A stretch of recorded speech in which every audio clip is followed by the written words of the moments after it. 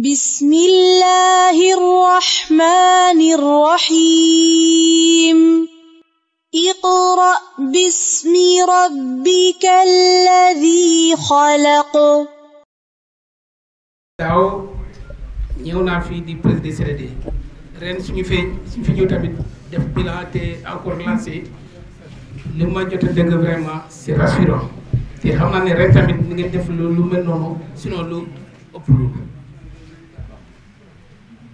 sànq dégg ngeen porte-parole bi doon wax si affaire Mbacké Kadior évidemment day gën a mag chaque année parce que même à travers salle bu tey ren jii tey jii mbooloo bi fi teewu daaw meloon ni macha allah liggéey Serigne Touba jëm ci kanam rek donc yéen li ma mën a wax ci recommandation yi tuuti li ma jot recommandation mooy d'abord hydraulique ndox bi bañ a manqué ci jour magal bi dinañ ko wax naa ko wax fii te waat ko Louga incha allah courant lu am solo la parce que sànq li may wax fii ci micro bu dee courant coupé na problème bi am na donc jour magal bi tamit bu coupure amee magal bi du dox donc lu am solo te Senelec yaa ngi may xool te j'insiste te du ma la bàyyi mukk maa lay bàyyi si bët avant pendant et après ci magal may gërëm tamit élevage parce que seen liggéey bi lu am solo la ñëw ci Croix-Rouge ñëw ci service d'hygiène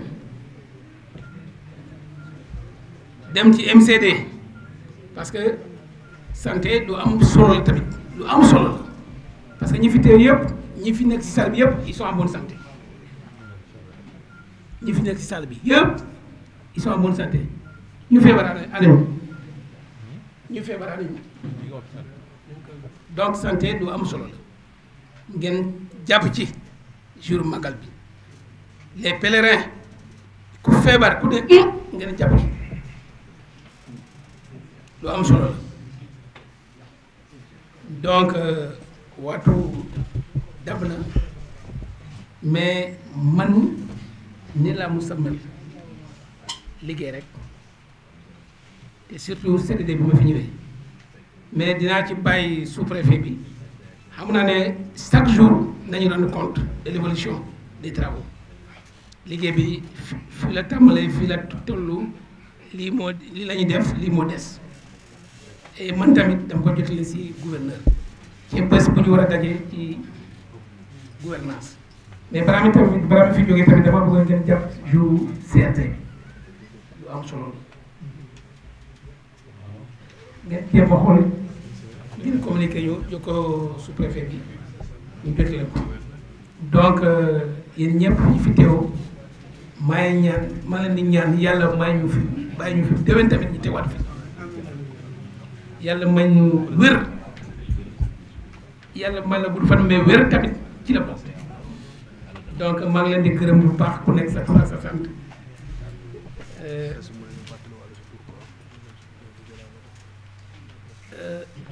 man sànq war naa ko je m'appelle Souleymane Touré adjoint au sous-préfet et adjoint au préfet du département de Kébémer maa ngi leen di gërëm di leen sant ku nekk sa tur ak sa sant CDD bu tey moom macha allah vraiment kontaan naa ci trop parce que gis naa mbooloo bi topp te lu am solo la ça veut dire que le magal de Mbacké Kadior magal bu rëy la di leen sant wasalaam. Pourtant je suis plutôt à l'aise en français qu'en wolof parce que man dama doon je me débrouille. Je prends la parole. Je représente Monsieur Macky Sall, président de la République du Sénégal, le ministre de l'Intérieur Aly Ngouille Ndiaye, le gouverneur de la région de Louga, El Hadji Boye Amar, le préfet du département de Kébémer, Mohamed Lamine Mané, empêché. C'est avec un grand plaisir, c'est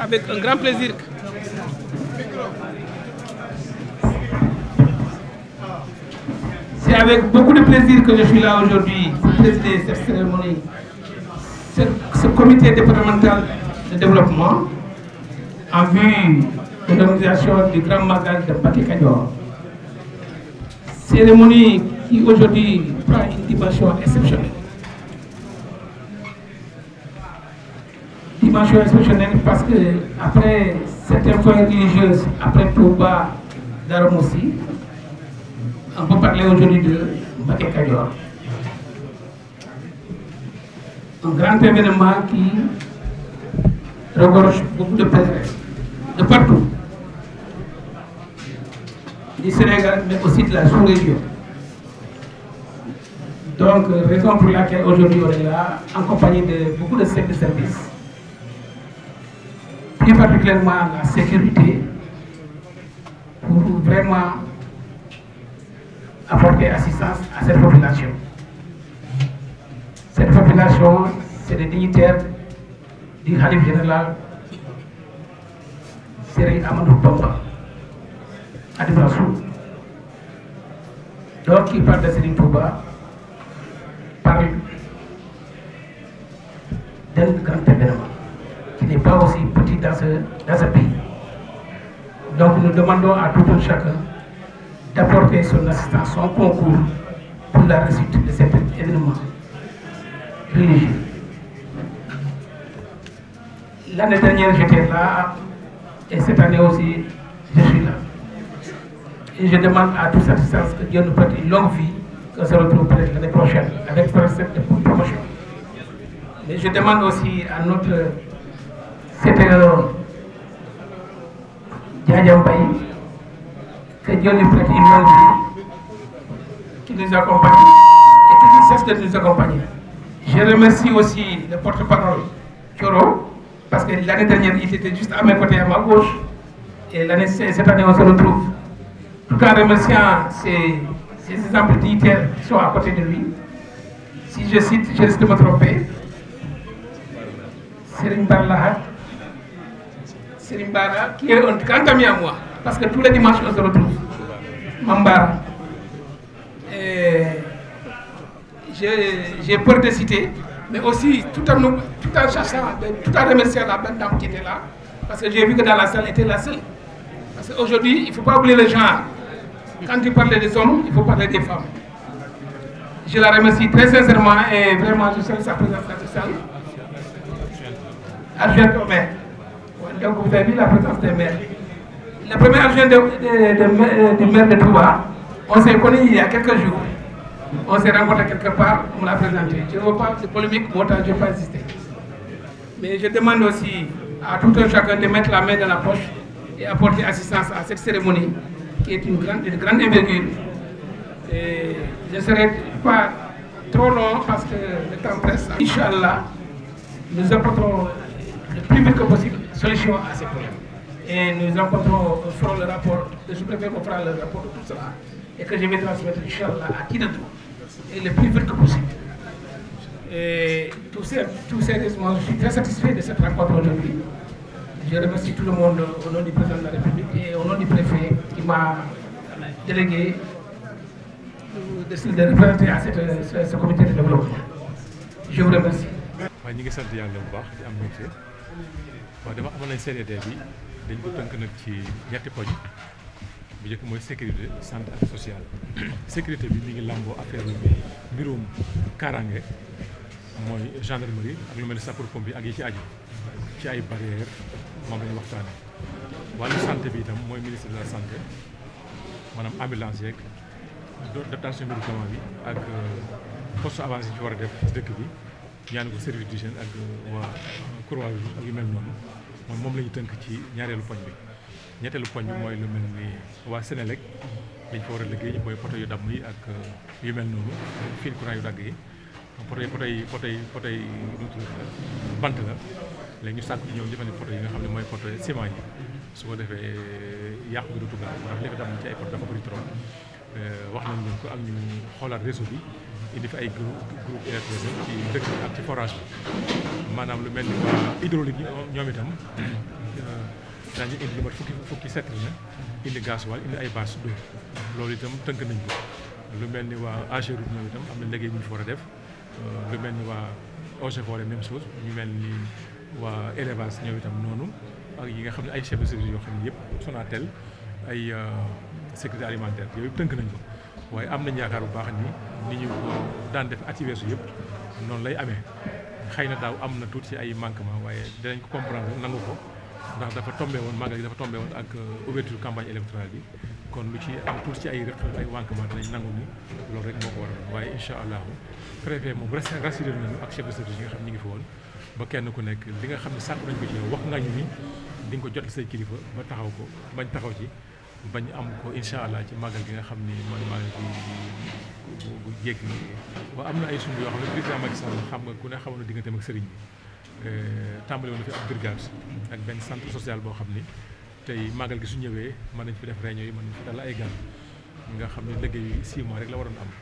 waaye boobaa léegi toll na ci ñeenti at yoo xam ne àggagul te vraiment yaakaar naa ni AGETIP bi ko yoroon moo ko entrepreneur bi li waroon seen diggante AGETIP defoon na kon moo tax ñu interpellé préfet ni ko il faut ñu xool entrepreneur bi ko yor ba xam lan moo gàllankoor liggéey boobu finition rek moo ci des am na benn brigade boo xam ne brigade bu mag la moom itam le général Maysa Niang bi mu fiy nekk moom itam moo fi ñëwoon pose première pierre bi ñu jox ko benn entrepreneur ku ñuy wax Jibi Guèye fii la ci dëkk bi Mbacke Kadior moom itam àgg na ba finition moo ci def waaye gis nañu ni ba tey maanaam mënagul àgg loolu nag wax na ñu ngi def ci gëstu ba xam lan moo ko waral ndax sëriñ bi moo ko bëggoon benn bi président Macky Sall moo xooloon xam ne Mbacke Kadior am na dimension dayoo boo xam ne war na fay def mën na centre social mu def ko fi brigade bi dafa xooloon sëñ bee ko sàkkoon ci mu def ko fi donc xam naa dinañ xool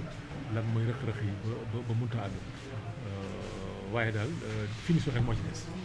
waaw loolu loi de contournement la boo xam ne moom it jamono Cheikh Sidi Makhtar lañu ko sëñ bi sàkk woon ci njiitu réew mi président Macky Sall AGEROUTE yónnee woon na fi bañ natt ko waaye bi ñu ko nattee léegi defaguñ fi dara defaguñ fi dara boobu ak léegi moom itam booba léegi vraiment defaguñ fi dara. xam nga sëñ Moustapha mi nga xam ni tey mooy xalifa bu Cheikh Mouhamadou Bara kenn ku nekk xam ne dañ ko yar ci ak taalibe yar ko ci teggin te jikkoy Cheikh Sidi Makhtar rek la yor te état kilifa du ko compte rawatina njabootu Cheikh Mouhamadou Bara rawatina ñun président Macky Sall bi nga xam ne moo fi nekk tey Mbacke Kadior su ko état defee ab commune te digganteem ak Darou Manane nekk ci 1,5 kilomètre def fi ay goudron def fi courant def fi ñaari forage def centre de santé def fi école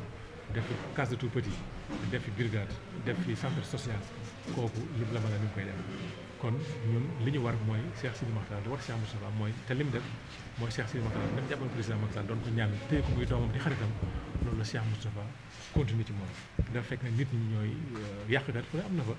waaye Cheikh Moustapha moom xalaatul loolu sax nekkul ci xelam amul ci benn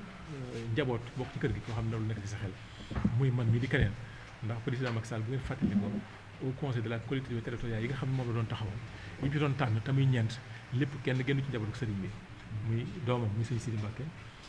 jarbaatam muy Bassirou Diakhaté taalibeem muy Amadou Fall Nayde ak sëtam Matar Diop ñëpp ci biir kër gi la leen tànn ak yeneen yoo xam ne lépp lu mu ko mën a def na ko kon nag Cheikh Moustapha loolu moo tax diggante ba loolu lay dundal loolu lay wéyal ñun loolu la ñu wéyal ci moom. maanaam bi lan lañ ciy fàttali. maa ngi dañ ciy fàttaliku Cheikh Mouhamadou Bara ibnu Khadimu Rasul bi mu ganee àddina moom nag mi ngi ganee àddina Touba ci ñaar fukki fan ak juróom-ñett ci weeru Rakka Jumaadul Ula moom rek nag moo ganee àddina ci doomu Sëñ Tuubaa yu góor yi ci Touba bi mu ganee àddina Sëñ Tuubaa da cee wax lu rëy nit ñi nga xam ne dañoo gërëm ci seen borom ak di wut àgg ci seen borom lépp gan gi ñëw indi na leen keroog la leen yeewi bis boobu na nga xam ne bisu Cheikh Saliou Mbacké moo ko tànnoon ndax bu jëkkoon ñi nga doon fàttaliku bis bi Cheikh Mouhamadou Bara génnee àddina muy benn fan ci weeru digg waaw Cheikh Saliou Mbacké bi mu ñëwee dafa ni bisu naqar bisu mbégte kon nañu fab bisu mbégte bi nga xam ne bisu faj aajo la bisu ndimbal la bisu yërmande ñu koy fàttaliku mooy bis bi nga xam ne ci la gënee àddina moom la ñuy fàttaliku ba tey incha allah le 23 janvier bu soobee yàlla ci lay fasciné doon ONAS waaw li ñu bëgg ci ñoom moom it jàmbaar lañ ñoom ñu indi oto bi daal di daan indi ak toilette mobile yi nga xam ni dañ ko daan indi at mu nekk ñoom itam wax dëgg yàlla dañ daan jàppale si liggéey bi sant nañ leen bu baax bëgg lépp mooy ñiy ñëw sëriñ bi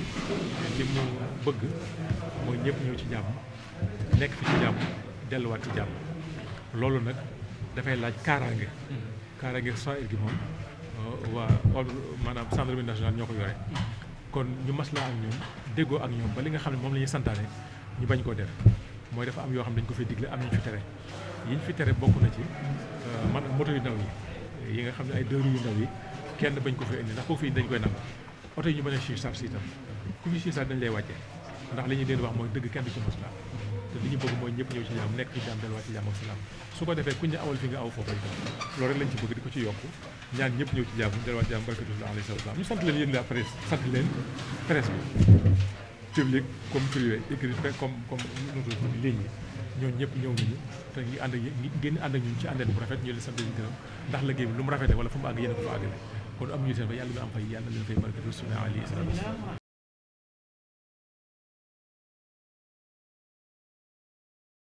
بسم الله الرحمن الرحيم